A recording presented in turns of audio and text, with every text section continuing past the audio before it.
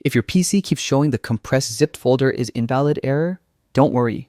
This quick guide will help you fix it completely. Stay with me till the end because I'll show you two methods, and one of them will definitely solve it. First, we'll try a simple system reset trick that works for most people.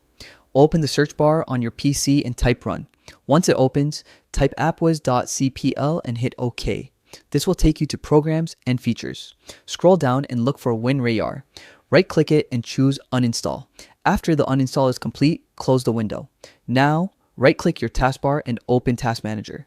Find Windows Explorer, right-click it, and select End Task. You might see your desktop disappear for a moment. That's normal. Do the same for every Windows Explorer entry you see. After that, go to the top left corner of Task Manager, click File, choose Run New Task, and type Explorer. Hit OK. This reloads your entire file system.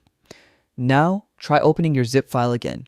For many users, it opens normally at this point, but if the first method doesn't work, don't worry. Here's a second method, and this one fixes even corrupted zip folders. Open Google and search for WinRAR download. Make sure you click the official site, download the latest version, and install it. After installing, go back to your zip file, right-click it, and choose Open with WinRAR. At the top, click Tools and select Repair Archive. Choose the second option, treat the corrupt archive as zip, then press OK. WinRAR will repair the file and create a fixed version. Now extract the files again, and this time, they should open without any errors. And that's it. Your zip folder should now be working perfectly. If this helped you out, make sure to try these methods anytime Windows throws this error again. Thanks for watching, and I'll see you in the next one.